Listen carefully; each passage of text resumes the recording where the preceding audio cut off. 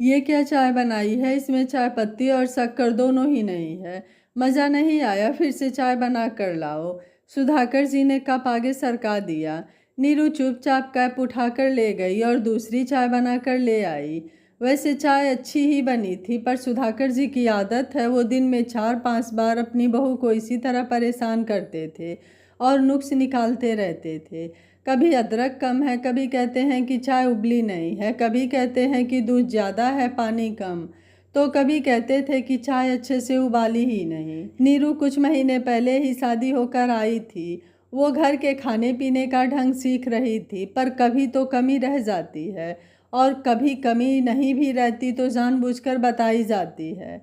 सिर्फ सुधाकर जी का ही नहीं, सबका यही हाल रहता है। घर में सास ससुर हो या देवर ननद, सबको नीरू से शिकायत ही रहती है। नीरू अपने मायके बड़े ही लाड प्यार से पली थी। माँ ने अच्छे संस्कार के साथ घर गृहस्थी चलाने के भी गुण सिखाए थे, पर ससुराल में मायके की कहाँ चलती है। यहाँ तो ससुराल वालों के हिसाब से ही चलना होता है, फिर से सब कुछ नया सीखना होता है। नीरू पढ़ाई में सामान्य थी। पढ़ाई पूरी होने के बाद मायके वालों ने मनोज के साथ शादी कर दी।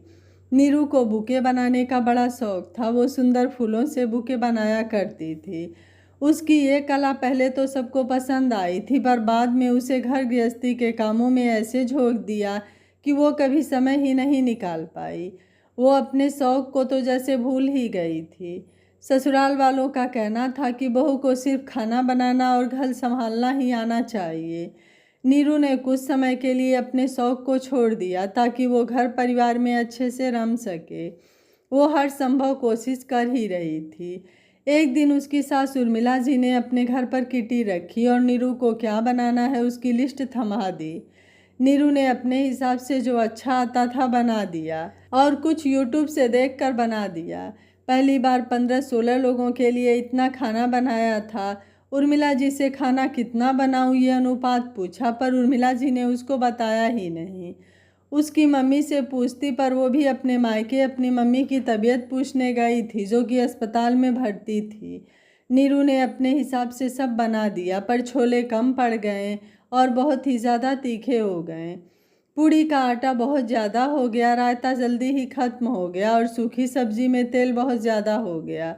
खीर पतली हो गई, सारे खाने में स्वाद भी कम था।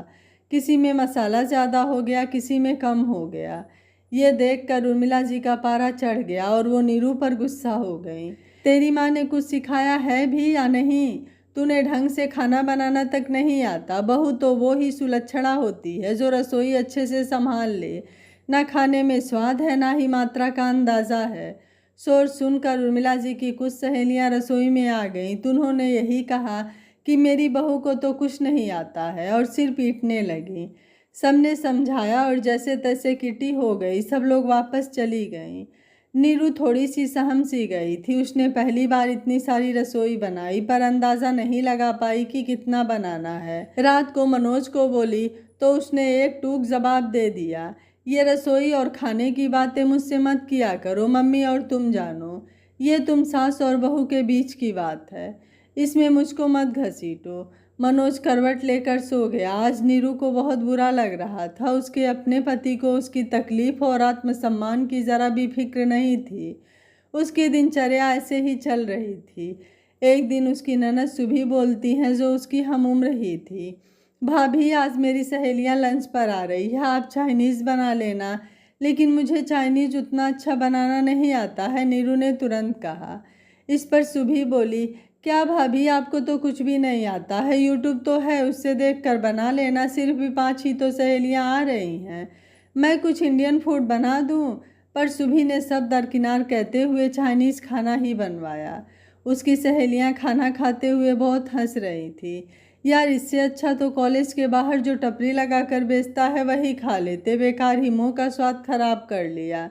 सुभी फिर गुस्सा होकर बोली, क्या भाभी, आपको तो कुछ भी ढंग से नहीं आता है। अपनी सहेलियों के सामने सुभी ने नीरू को अपमानित कर दिया। नीरू मन मसोस कर रह गई। या क्या ज़रूरी है हर चीज़ बनानी ही आए? बहू हूँ तो क्या हुआ, मशीन थोड़ी हूँ, जो कहो वो हाजिर कर दूँ।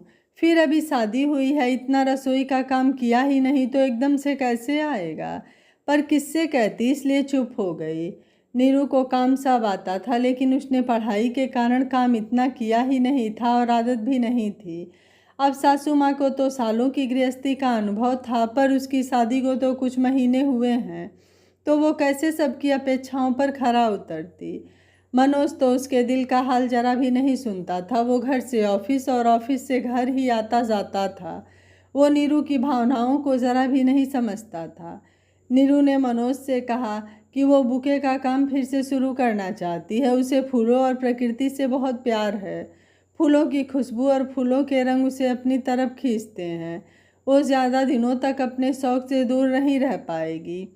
उसे लोगों को बुके बनाकर देना बहुत पसंद है। दिन में कुछ घंटे वो अपने लिए निकालना चाहती है, पर मनोज ने मना कर दिया। बुके बनाने के अलावा तुम्हें और कुछ भी आता है या नहीं?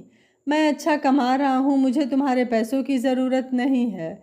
बुके बनाने में जितना समय नष्ट करोगी, उतना समय तुम घर के काम काज और खाना बनाना सीखने में लगाओ तो बेहतर रहेगा। नीरू के लिए अब सब कुछ हंसनीय हो रहा था। उसे उदास देखकर उसका छोटा देवर संजय बोलता है, भाभी आप उदास मत हो, मेरा एक काम कर दोगी क्या? कल मुझे ऑफिस से आने में देर हो जाएगी, तो आप ये पार्सल मेरे दोस्त को देकर आ जाओगी। कल उसका बर्थडे है और मैं उसे सरप्राइज़ देना चाहता हूँ। सुबह परीक्षाओं में व्यस्त है, भैया को कह नहीं सकता और उसका घर अलग रास्ते में पड़ता है। मैं उठता भी देरी से हूँ, तो मैं जा नहीं पाऊँगा। आप ये स्कूटी की चाबी ले जाना, मैं आपको घर का पता भी दे दूँगा। ये कहकर संजय ने गिफ्ट दे दिया। लेकिन मुझे स्कूटी चलानी नहीं आती है, मैंने कभी स्कूटी नहीं चलाई। ये सुनते ही संजय भी झल्ला कर बोलता है, क्या भाभी, ना आपको ढंग से खाना बनाना आता है और ना ही स्कूटी चलाना आता है? आखिर आपको आता क्या है? क्या नीरू ससुराल वालों के अपमान का जवाब दे पाएगी? क्या नीरू अपने आत्मसम्मान के लिए कोई कड़ा कदम उठा पाएगी? जानने के लिए सुनिए कहानी का दूसरा और अंतिम भाग। आशा है यह कहानी आपको ज़रूर पसंद आई होगी। कहानी पसंद आई होगी तो वीडियो को लाइक, शेयर एंड चैनल को सब्सक्राइब कर लीजिएगा और दूसरा भाग देखने के लिए कमेंट में यस लिखना बिल्कुल मत भूलिएगा। Thank you for watching.